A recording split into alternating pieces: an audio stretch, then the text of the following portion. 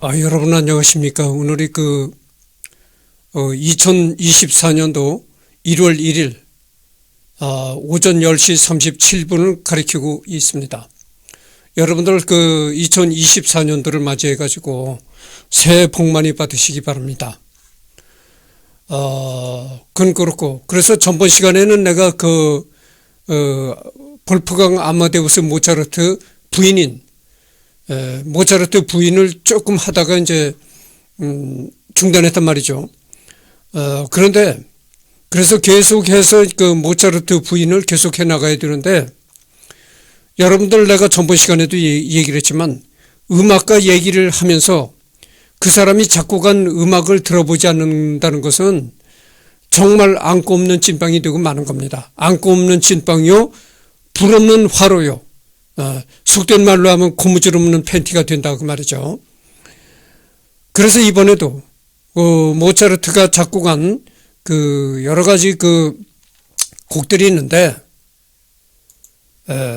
그 곡들 중에서 말이죠. 잠깐만요. 그래서 그 곡들을 한번 훑어보고, 내가 전번에 했던 거는 모차르트 클라리넷 협주곡 2악장을 여러분들한테 드렸는데, 이번은 모차르트의 오페라 중에 피가로의 결혼이라는, 여기 내가 마우스로 지금 가리키고 있죠. 이 피가로의 결혼이라는 오페라가 있습니다. 그 오페라에 나오는 이제 사랑의 편지라는 이 소프라노의 이중창이 나옵니다. 그 이중창이 내가 기가 막히다고 했잖아요. 그래서 피가로의 결혼 중에 나오는 사랑의 편지 이중창을 여러분들한테 이제 오늘 들려드리겠습니다. 근데 음악을 듣기 전에 내가 먼저 하고 싶은 얘기가 있어요. 뭐냐면은 클래식 음악에 대한 거부감에 관해서 내가 얘기를 했잖아요. 클래식 음악에 대한 거부감을 갖는 사람들이 많습니다. 근데 클래식 음악 중에서도 순수하게 기악곡이라든가 노래가 없는 기악곡은 그래도 덜합니다. 거부감이 덜해요. 그런데 이 클래식 음악에 대한 거부감이 심한 게 성악곡입니다. 내가 전번에도 얘기를 했지만 언젠가 내가 이런 얘기를 했을 것입니다. 한 것으로 내가 기억합니다. 자석을 S극과 N극이 만나면 어떻게 되죠? 짝 닫아 붙습니다. 근데 N극과 N극끼리 붙여보려고 하십시오. 붙지 않습니다. 밀어냅니다. 이게 세상 이치예요. 그러니까 그것도 인간사와 흡사한 얘기가 되는데, 예를 들어서 남자와 남자끼리 만나면 밀어낸다 이겁니다. 근데 남자와 여자가 만나면 짝 닫아 붙는다 이거예요. 그것이 우리 세상사입니다. 그래서 동양은 오래전서부터 음양사상을 발전시킨 거죠. 동양사상 중에는 이 음양사상이 굉장히 발전됐다 이런 얘기를 합니다. 그래서 음과 양이 만나면 짝 닫아 붙는데, 양과 양이 만나면 밀어내고 음과 음이 만나면 밀어낸다 이런 얘기죠. 그런 차원에서 이 피가로의 결혼에 나오는 편지의 이중창이라는 놈이 소프라노인데, 소프라노가 뭡니까? 여자의 높은 소리를 소프라노라고 하거든요. 그래서 이 여자가 부르는 소프라노 노래를 가장 거부감을 가는 게 또 여자입니다. S극과 S극은 밀어낸다고 했잖아요. N극과 N극은 밀어내는 겁니다. 그래서 여러분들 내가 얘기를 하고 싶은 게, 내가 성이 무슨 성이지? 여성입니까? 남성이잖아요. 내가 남성이니까, 이승열이가 남성이니까 당연히 이승열이는 남자 성악가의 노래를 거부감을 가질 것이다, 이렇게 생각하기 쉽습니다. 그러나 절대 그렇지 않습니다. 나는 이 남자 성악가들, 그러니까 남자의 높은 목소리가 뭐죠? 테너잖아요. 테너나 또는 남자의 낮은 소리 바리톤. 테너나 바리톤 노래도 내가 거부감을 갖지 않습니다. 나는 이미 클래식 음악에 대한 거부감이 없는 사람이에요. 근데 이 클래식 음악에 거부감을 가는 사람들이 아까도 얘기했지만 기악곡보다는 이 성악곡에 거부감을 많이 갖는다 이거예요. 그래서 이 여자가 높은 고음을 낼 때 어떤 여자들은 말이죠. 이 몸에 소름이 쫙 끼치는 여자들이 있어요. 그렇게 거부감이 심합니다. 근데 나는 내가 남성이지만 같은 남자 성악가들이 부르는 노래도 거부감을 갖지 않아요. 그래서 내가 얘기를 하고 싶은 게 그겁니다. 첫째, 클래식 음악을 매니아가 되려면은 이 거부감을 갖지 말아야 되는 겁니다. 그래서 이 클래식 창법에 대한 거부감이 없어야 돼요. 근데 이 많은 사람들이 클래식 성악에 대한 거부감이 있습니다. 그래서 그 사람들 얘기를 들어보니까 왜 그럼 클래식 노래에 대한 거부감을 갖느냐 이런 얘기를 들어보니까 그 사람들 나름대로의 논리가 있습니다. 왜 거부감을 갖냐면은 너무 목소리가 자연스럽지 않고 인위적이다.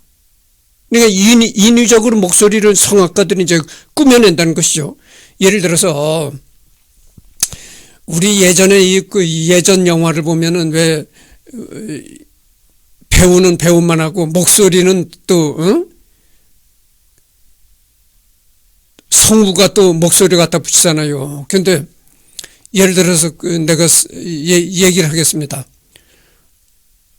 순자 씨, 나는 순자 씨를 좋아해요.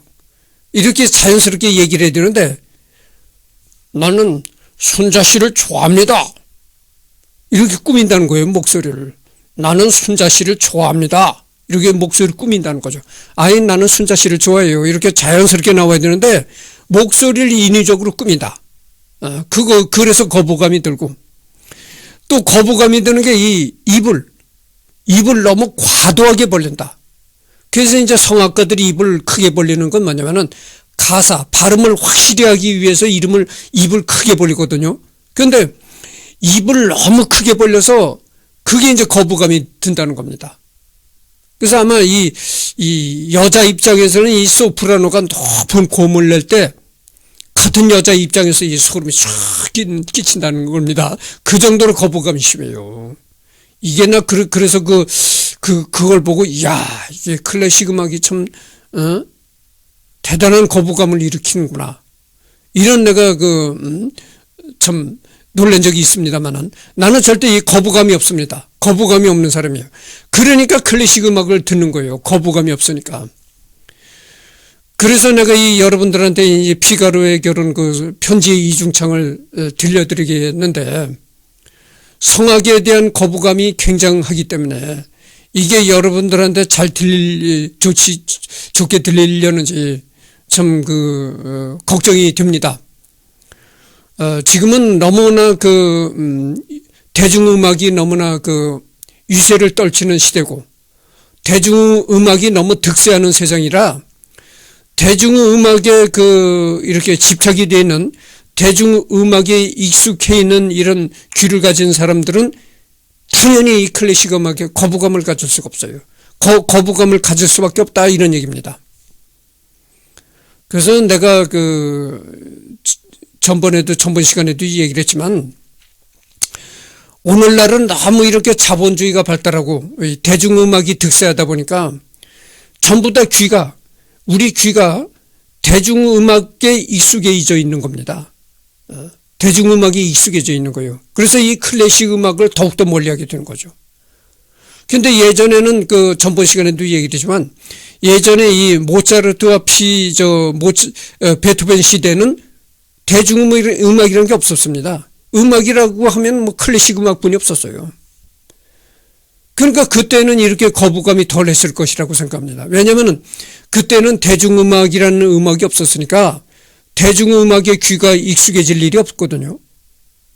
내가 왜 이런 얘기를 하냐면은 왜 현대인들은 대중음악의 귀가 익숙해져 있냐면은 자 보십시오.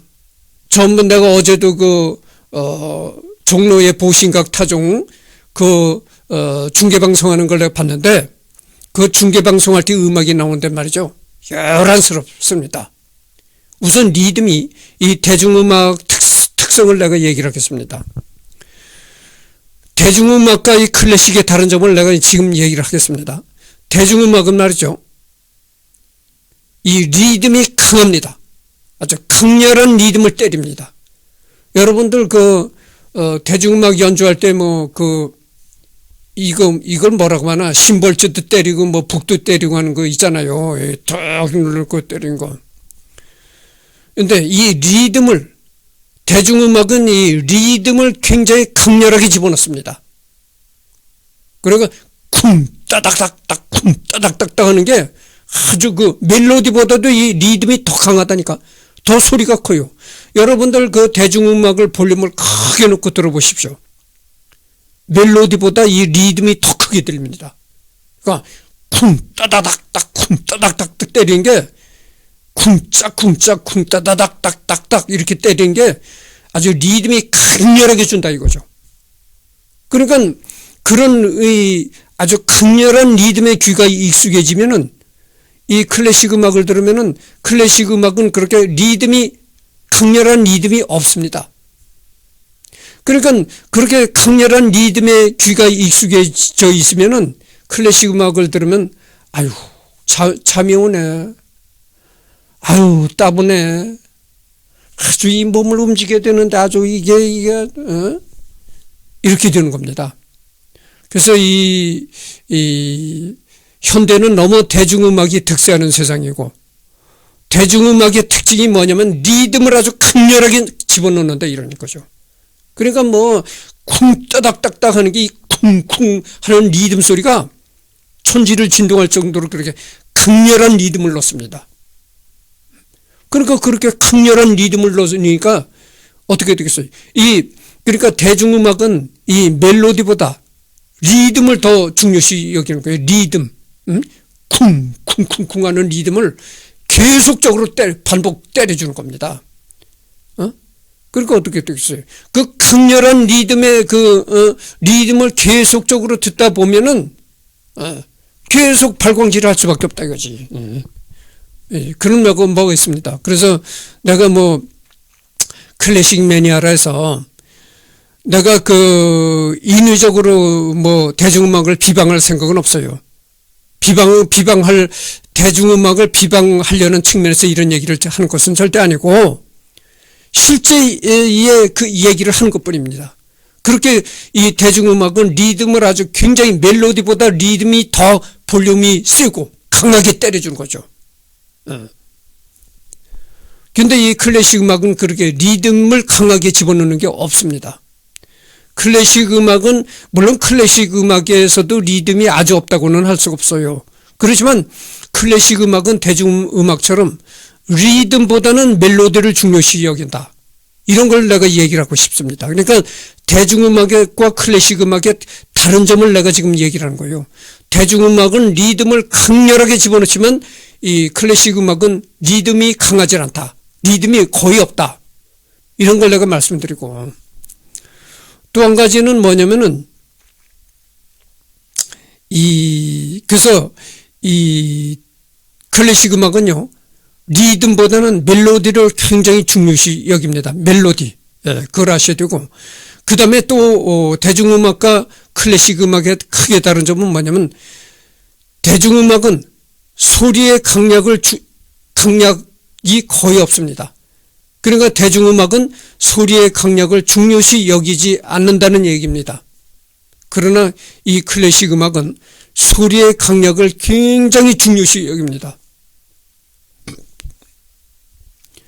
이 클래식 음악에서 소리의 강약을 없앤다면은 거의 클래식 음악은 시체라고 봐도 무방할 정도, 시체가 된다고 해도 무방할 정도라고 볼 수가 있는 겁니다. 그만큼 클래식 음악은 소리의 강약, 멜로디의 강약을 굉장히 중요시 여깁니다. 그래서 어느 때는 아주 굉장히 잔잔하게 진짜 졸음이 올 정도로 나오다가 어느 때는 또 아주 강렬한 음이 강하게 나올 때가 있고 그런 거죠. 그래서 소리의 강약을 굉장히 중요시 여기는데, 이 대중음악은 소리의 강약을 중요시 여기지 않는다. 일정한 세기로 그냥 계속 처음서부터 끝까지 계속 일정한 세기로만 나온다. 이런 그 대중음악과 클래식 음악의 다른 점을 내가 얘기를 했는데, 이게 뭐냐면 그래요. 이 대중음악과 클래식 음악은 너무 특성이 다른 음악이기 때문에 우리 귀가 이 클래식 음악이 익숙해져야지. 이 내가 아까도 얘기를 했잖아요. 현대인들은 이 대중음악이 너무 득세하다 보니까 대중음악의 귀가 익숙해져 있는 거야. 그렇게 대중음악의 세뇌가 된 그 귀로 클래식을 들으려니까 이거 거부감이 생기고 들을 수가 없는 겁니다.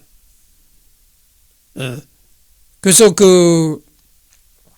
내가 이 대중음악을 이렇게 들으면서 느껴지는 게 뭐냐면은, 이런 차원에 내가 생각을 해봅니다.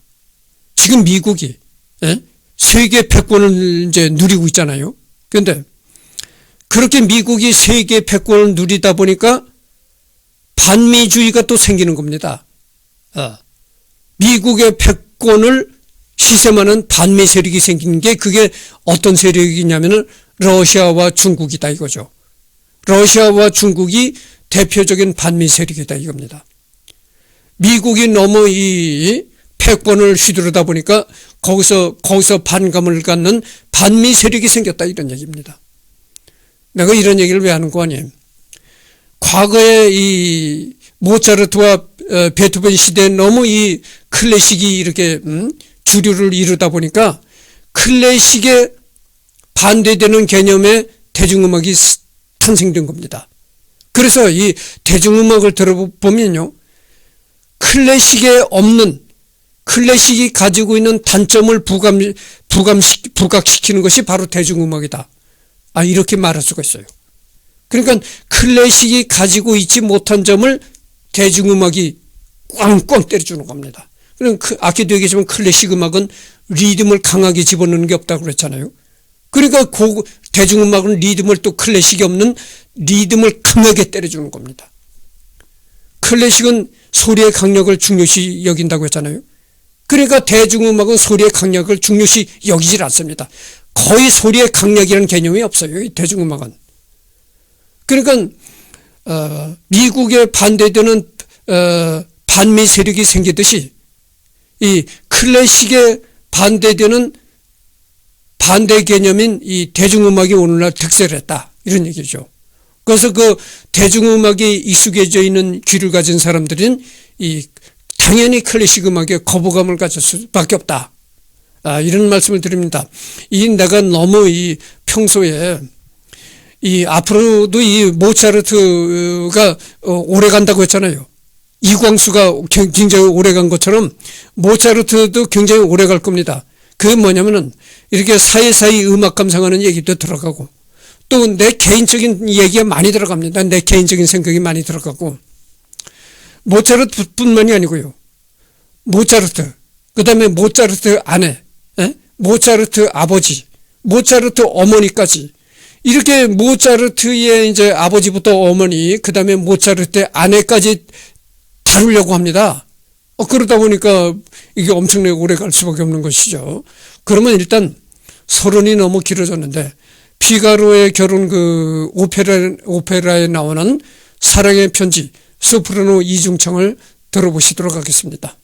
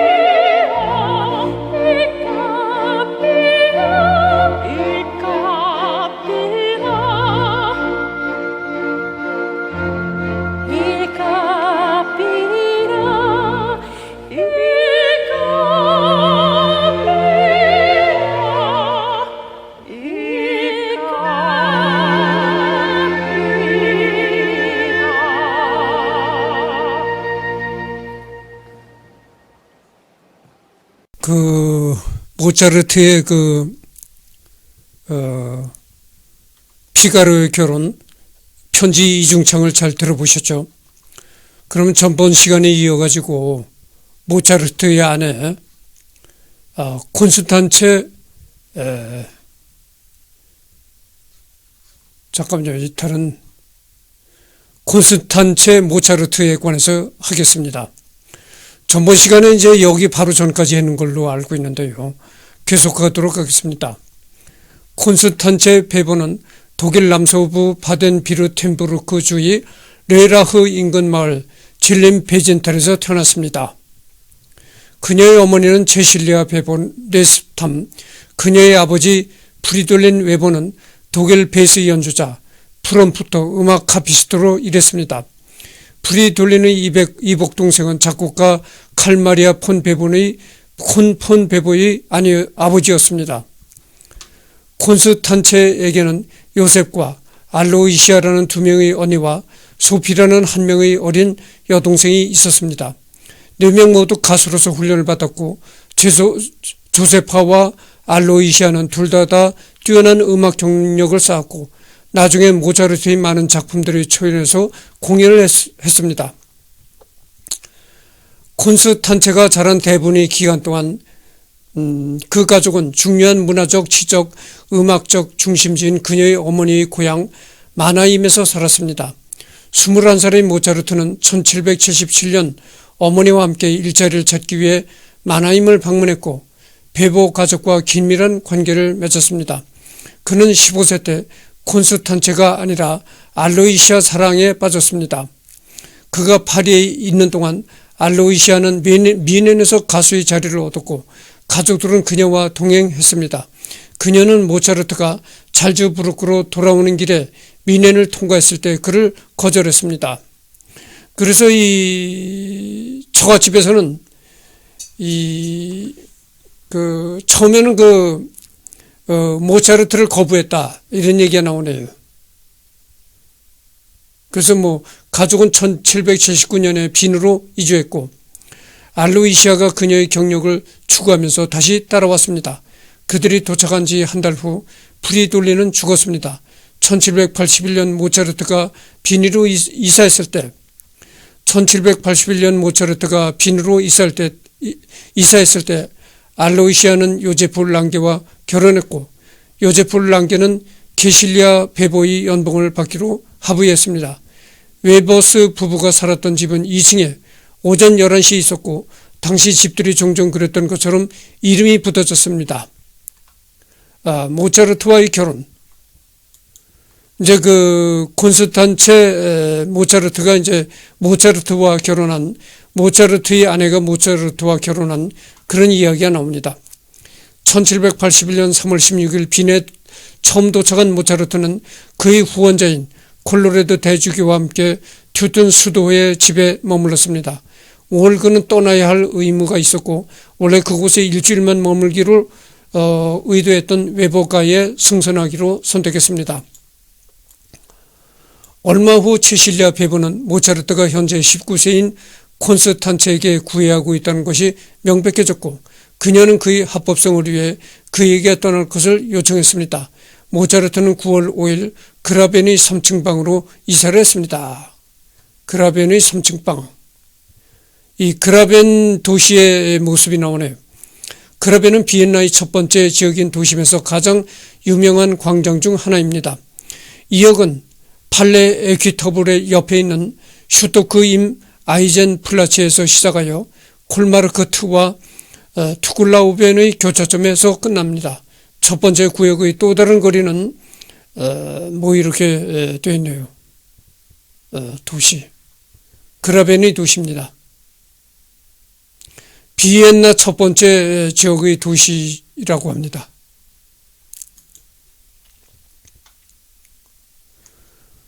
구애는 완전히 순탄치는 않았지만 계속되었습니다. 살아남은 서신은 모차르트와 콘스탄체가 1782년 4월 질투와 관련된 에피소드로 잠시 헤어졌다는 것을 나타냅니다.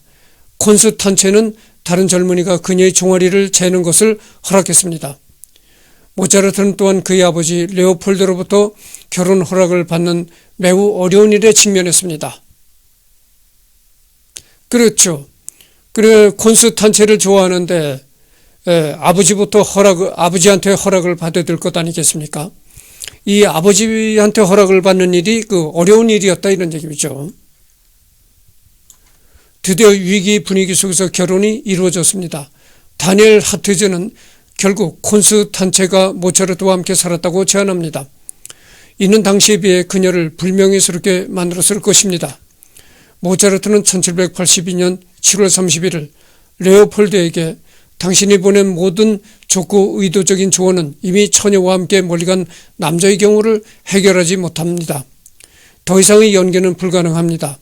하르츠는 콘스탄체의 여동생 소피는 울면서 어머니가 집으로 돌아오지 않으면 콘스탄체를 따라 경찰을 보내겠다고 선언했습니다. 라고 말했습니다.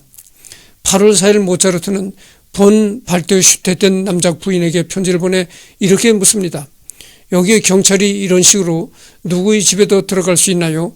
아마도 그녀의 딸을 되찾기 위한 배보 부인의 계략일 것입니다. 그렇지 않다면 내일 아침이나 오늘 가능하다면 콘스탄체와 결혼하는 것보다 더 좋은 방법은 없습니다. 결혼식은 정말로 1782년 8월 4일 그날에 열렸습니다.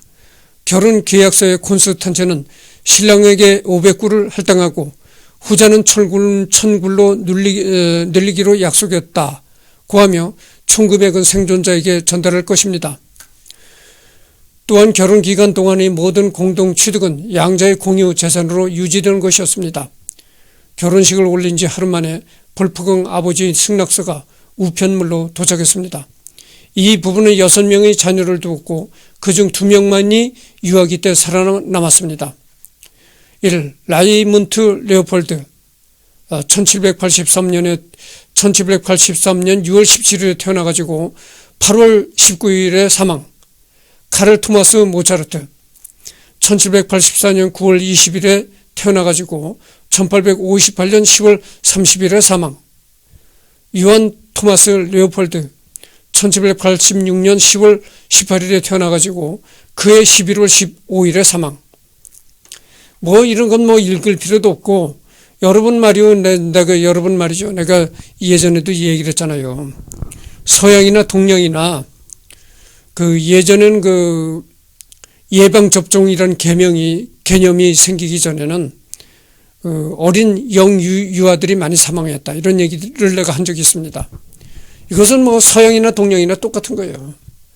그러니까 그 어린애가 많이 죽은 건 왜냐면 어린애들은 이 면역 체계가 완성이 되기 전이거든요.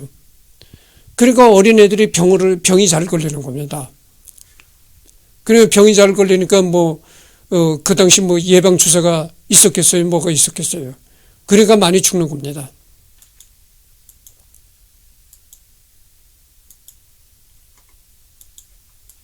모차르트 사후에 모차르트는 1791년에 세상을 떠났고 빚을 남겼고 콘스탄체는 어려운 처지에 놓였습니다. 이 시점에서 콘스탄체의 사업 기술은 결실을 맺게 되었습니다. 그녀는 황제로부터 연금을 받고 수익성 있는 추모 콘서트를 조직하고 고인이 된 남편이 작품을 출판하기 위한 캠페인을 시작했습니다. 이러한 노력으로 콘스탄체는 점차 재정적으로 안정되고 궁극적으로 부유해졌습니다. 그녀는 카를과 프란츠를 프라하로 보내어 프란츠 자베르 니메체그에게 교육을 받게 했고 그와 함께 모차르트의 첫 번째 장편 전기를 공동으로 작업했습니다. 그러니까 모차르트가 세상을 떠났고 모차르트는 세상을 떠날 때 빚을 남겼다는 겁니다. 그래가지고 그 모차르트가 남긴 빚 이런 걸로 인해 가지고 이 콘스탄체 모차르트 그러니까 모차르트의 아내가 생활이 매일 궁핍했다 이런 얘기죠. 그런데 황제로부터 연금도 받고 또 추모 콘서트를 열어가지고 거기서 수입도 많이 생기고 그래가지고 남편의 그 작품을 또 출판하고 등등 여러 가지 일을 해가지고 수입이 늘어나고 그 다음에 생활이 부유해졌다. 그래서 생활이 부유해지니까 남편인 모차르트의 이제 전기를 출판하기까지 이르렀다 이런 얘기입니다. 1797년 말 그녀는 처음에 그녀의 세입자였던 덴마크의 외교관이자 작가인 게오르크 니콜라우스 폰 니센을 만났습니다. 두 사람은 1798년 9월에 함께 살기 시작했고 1809년에 프레스부르크에서 결혼했습니다. 이게 프레스부르크란 곳이 오늘날에는 브라티슬라바라는 곳입니다. 이 브라티슬라바라는 곳이 이제 여기가 브라티슬라바의 도시 모습이죠. 슬로바키아 남서부에 위치하고 있다는 겁니다. 이게. 그래서 이제 모차르트 부인이 이 미망인으로 있다가 니콜라우스 폰 니센이라는 남자와 이제 결혼을 했군요. 재혼을 했습니다. 1810년부터 1820년까지 그들은 코펜하겐에서 살았고 그 후 유럽 특히 독일과 이탈리아를 여행했습니다. 그들은 1824년 잘츠부르크에 정착했습니다. 두 사람 모두 모차르트의 전기를 만들었습니다. 콘스탄체는 결국 두 번째 남편이 죽은 지 2년 후인 1828년에 그것을 출판했습니다. 두 번째 남편도 이제 살다가 세상을 떠났네요. 잘츠부르크에서 콘스탄체의 말년 동안 그녀는 잘츠부르크로 이주하여 그곳에서 평생을 살았던 그녀의 생존한 두 자매인 알로이시아와 소피 회사를 가지고 있었습니다. 이제 알로이시아네요. 그러니까 이게 이제 콘스탄체 모차르트와 이제 자매지간이죠.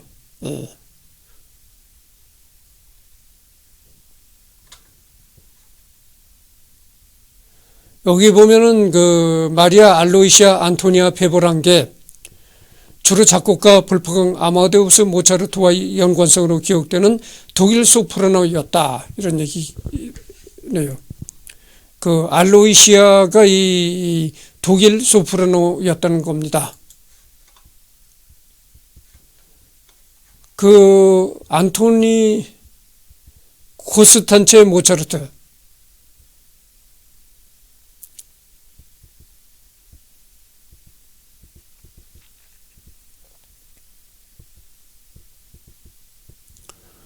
그러니까 이 콘스탄체 모차르트는 독일에서 태어났네요. 독일.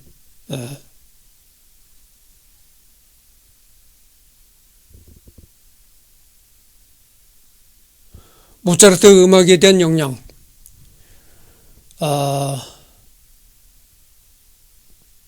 콘스탄체는 훈련된 음악가였고 그녀의 남편의 경력에서 역할을 했습니다.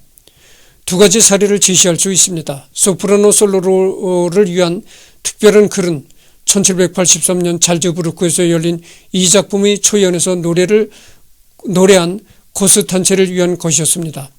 그의 모차르트 전기에서 메이너드 솔로몬은 이 작품을 사랑의 제물이라고 추측적으로 묘사하고 있습니다. 부부의 구애 기간 동안 모차르트는 콘트 프리트 판 스위텐 남작을 방문하기 시작했고 그는 그가 바흐와 핸델의 광범위한 작품 원고 모음을 검토하게 했습니다. 모차르트는 이 소재에 열광했고 많은 작곡들이 그의 작품들에 그것의 영향을 보여줍니다. 중요한 추진력은 바로 대위법에 반한 것으로 보이는 콘스탄체였습니다. 이것은 모차르트가 1782년 4월 20일 그의 여동생 난넬에게 쓴 편지를 통해 알 수 있습니다. 편지에는 작곡가의 환상과 부가 K394의 원고가 첨부되어 있었습니다. 이거는 이제 잘츠부르크에는 세바스티안 교회 묘지 콘스탄체 모차르트 묘비입니다. 그러니까 모차르트 아내의 묘비입니다. 이게. 이 묘비가 잘츠부르크 시내 세바스티안 교회에 이 묘비가 있다는 겁니다. 모차르트의 아내 묘비죠. 저는 서곡을 생각하는 동안 먼저 부가를 작곡하고 적었습니다. 나는 당신이 그것을 읽을 수 있기를 바랄 뿐입니다. 왜냐하면 그것은 아주 작게 쓰여져 있기 때문입니다. 그리고 나는 당신이 그것을 더 좋아하기를 바랍니다. 다음에 클라비어에 더 좋은 것을 보내드리겠습니다. 내 사랑하는 콘스탄제는 정말로 이 푸가가 세상에 나온 원인입니다. 제가 매주 일요일마다 가는 반 스웨덴 남작은 핸델과 세바스티안 바흐의 모든 작품을 집으로 가지고 갈 수 있도록 저에게 주었습니다. 콘스탄제는 푸가들이 말을 듣고 그들과 완전히 사랑에 빠졌습니다. 이제 그녀는 푸가들, 특히 핸델과 바흐의 작품들만 들을 것입니다. 그녀는 제가 푸가를 연주하는 것을 머릿속에서 자주 들었기 때문에 제가 어떤 것을 적어본 적이 있느냐고 물었고, 제가 그렇게 하지 않았다고 하자 그녀는 제가 작곡한 것 중 일부를 이렇게 예술적으로 아름다운 음악 형식으로 녹음하지 않았다고 저를 둥글게 꾸짖었고, 제가 그녀를 위해 푸가를 써줄 때까지 저를 끊임없이 간청했습니다. 이런 얘기입니다. 전기 작가에 의한 치료. 그래서 이번에는 이것으로서 이제 마치고, 다음에는 모차르트의 아내를 지금 계속하고 있는데요. 전기 작가의 치료라는 거를 다음 시간에 하도록 하겠습니다.